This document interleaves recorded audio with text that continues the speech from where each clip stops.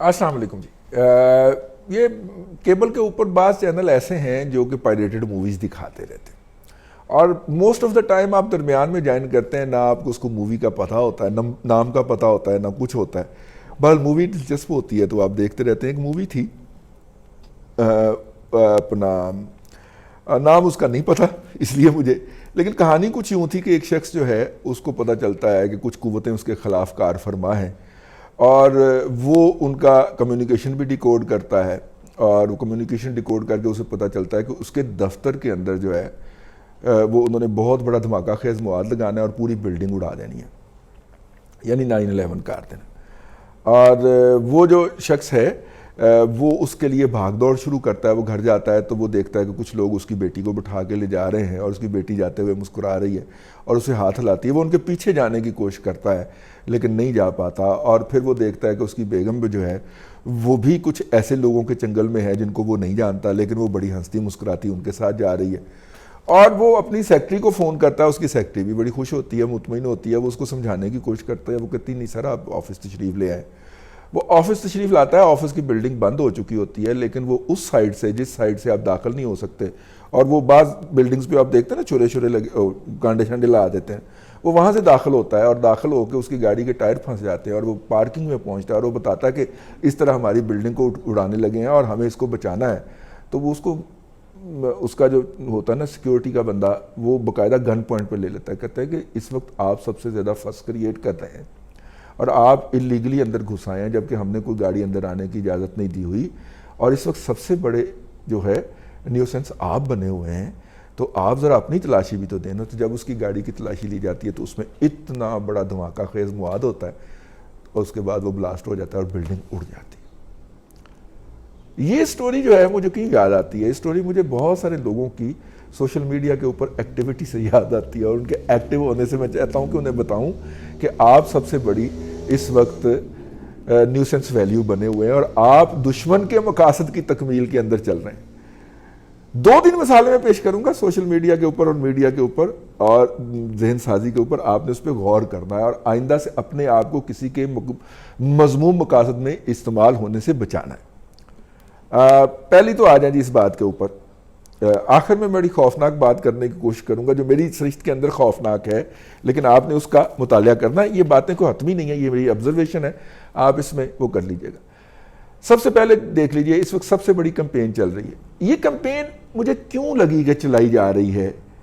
ٹھیک ہے، انہی کی طرف سے، کیونکہ بھائی ان کے جو ترجمان ہیں اور جو ان سے لایا ہوا سکرپٹ پڑھتے ہیں، ٹھیک ہے نا، آپ سمجھتے ہیں نا جو بھی ہیں، جب انہوں نے اسٹیٹ بینک کی سوورینٹی کے کمپرومائز ہونے کے حوالے سے بک بک اور یک شروع کی، میں کہا توڑا بیڑا تار جائے. ٹھیک ہے، اگر یہ شور مچنا تھا پاکستان کی سوورینٹی کے کمپرومائز ہونے کا تو سب سے پہلے مچنا چاہیے تھا سی پیک اتھارٹی کے بل کے اوپر. وہ چپ کر کے کروا لی گئی اپروو، اور باقاعدہ لوگوں کو کہا گیا شٹ اپ، جس طرح کشمیر سینڈر کے اوپر شٹ اپ کال دی گئی تھی نا، ٹھیک ہے نا، اور کشمیر آزاد کشمیر کے اندر مقبوضہ کشمیر کے سٹیٹس کو چینج کرنے کے خلاف جو مظاہرے ہوئے تھے وہ پولیس نے نہیں روکے تھے، انہوں نے ڈائریکٹ آ کے روکے تھے. ٹھیک ہے، تو یہاں پہ بھی ڈائریکٹ شٹ اپ کال دی گئی کہ اس کے اوپر کوئی بات نہیں ہوگی.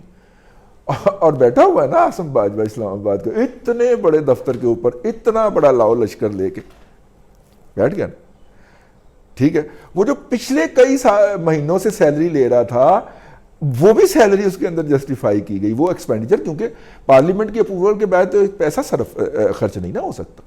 ٹھیک، وہ تو سیدھی سیدھی نااہلی ہوتی ہے، تو اس کو پچھلے خرچے کو بھی پارلیمنٹ کے اندر وہ پہنایا گیا، لیکن اس پہ نہیں آیا. اس پہ کیوں شور مچایا جا رہا ہے؟ اور وہی لوگ مچوا رہے ہیں جنہوں نے سی پیک اتھارٹی کے اوپر خاموشی کا دھمکی لگائی تھی، میسج دیا تھا، وہ اللہ کو آپ اس پہ شور مچوا رہے ہیں. کیوں مچوا رہے ہیں؟ بالکل ویسے کر رہے ہیں جیسے امریکہ بھیج کے بعد میں نواز شریف غدار ہوتا ہے. ٹھیک ہے نا، امریکہ کارگل کی معافی کے لیے بھیجتے ہیں، بعد میں نواز شریف غدار ہوتا ہے. بھٹو کو بھیجتے ہیں کہ 96,000 ہمارے رہا کروا کے لاؤ، بعد میں مشرقی پاکستان جو ہوتا ہے وہ بھٹو نے توڑا ہوتا ہے نا. بعین ہی یہ ساری قانون سازی رضا باکر کے ذریعے آگے کر کے پیچھے کھاپوا دیتی کہ پاکستان دی. تو اس لیے ان کو چلانے دیں کیمپین, ان کی آپس کی لڑائی ہے. ہم اس آپس کی لڑائی میں کسی کا ہتھیار کیوں بنے جی؟ آپس میں لڑیں, آپس میں ایک دوسرے کو گندا کریں. ہم کیوں کسی کو گندا کریں؟ ہم کیوں اپنے لیے بیڈ نیم ارن کریں؟ لہذا پیچھے ہٹ جاؤ. ٹھیک ہے. اسی طرح آپ دیکھیں گے کہ اس وقت تواتر سے جو آئی ڈیز جو ہیں وہ مریم نواز شریف کے اوپر تنقید کر رہی ہیں, ان سے ملتی جلتی آئی ڈیز ہی یا انہی آئی پی ایڈریسز سے آپریٹ ہونے والی آئی ڈیز ہی بلاول بھٹو زرداری پہ تنقید کر رہے ہیں, اور وہ دونوں طرف سے خود ہی لڑ رہے ہیں. ٹھیک ہے. اور جب وہ خود ہی لڑ رہے ہیں تو ہم ان کا کام کیوں آسان کریں؟ ہمیں تو کوئی ضرورت نہیں ہے ان کا کام آسان کرنے کی. ٹھیک ہے. تو لہذا ہم چل کریں, ہم کسی کا کام آسان کرنے کے لیے نہیں بیٹھے ہوئے, ہم صرف ایز اے آبزرور اس کو دیکھیں. اور خوفناک بات ہے, خطرناک بات ہے, جان کی امان پا کے عرض کر رہا ہوں کہ آپ نے دیکھا ہوگا کہ آج سے اگر آپ کو 4 مہینے پہلے چلے جائیں تو جو اینٹی فوج لوگ ہیں ان کی طرف سے 2 شخصیات کے اوپر تنقید ہوتی تھی, سپہ سالار اعلیٰ جناب قمر جاوید باجوہ صاحب اور جنرل فیض حمید صاحب. پچھلے 3 ماہ کی ذرا آبزرویشن تو کریں. زیر تنقید اب صرف ایک ذات والا برکات رہ گئی ہے اور وہ ہے جناب جنرل باجوہ صاحب کی. فیض حمید صاحب چپکے سے غائب ہو چکے ہیں تنقید کے اس ٹارگٹ میں سے. تو لہٰذا میرے ناظرین جو ہیں ان سے میں گزارش کروں گا کہ جنرل باجوہ صاحب کے اوپر تنقید بھی ایک اسٹریٹجی کے تحت کروائی جا رہی ہے یا ہو رہی ہے. ٹھیک ہے. کیونکہ ایک ایکسٹینشن انہوں نے لے لیا, اس سے آگے تو نہیں جائیں گے, تو ان کو بیڈ نیم دے کے رخصت کیا جائے جس طرح کیانی صاحب کو بیڈ نیم دے کے رخصت کیا گیا تھا. ٹھیک ہو گیا. اور ایک نیا ہیرو ابھارا جائے. ٹھیک ہے. ہمیں اس پوری واردات کے اندر حصہ دار نہیں بننا. ہم نے باجوہ صاحب پہ بھی تنقید نہیں کرنی, ہم نے فیض حمید صاحب کے اوپر بھی تنقید نہیں کرنی. دونوں بہت اچھے ہیں, عظیم ہیں, اسلامی تاریخ میں ان کا نام لکھا جائے گا سنہرے حروف کے اندر. ہمیں کیا ضرورت ہے کہ ہم کسی کی اسٹریٹجی کے, میڈیا اسٹریٹجی کے انسٹرومنٹ بنے اور استعمال ہو جائیں اس بندے کی طرح جسے بعد میں پتہ چلے کہ سب سے بڑا نیوسینس تو میں تھا کیونکہ میری گاڑی میں انہوں نے بارود بھرا ہوا تھا. ٹھیک ہو گیا. اور میں ہی سب کو اس بارود سے بچانے کے لیے تمام خلاف ورزیاں کرتا پھر رہا تھا. تو آپ بھی اس بندے والے آخر میں کردار میں خود کو نہ پائیں.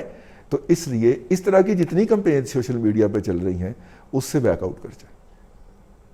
ٹھیک ہو گئے.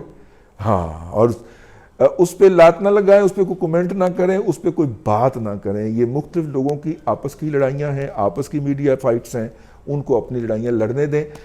آپ میری طرف پائپ لگائیں ہے جی, اور سکون کریں. فیڈ بیک ضرور دیجیے گا, نیچے ہمارا ای میل ایڈریس ہے. اور اس کے علاوہ ہمارا جو ہے وہ دوسرا ہے, کیا کہتے ہیں اس کو, دوسرے بھی کچھ ایڈریسز ہیں.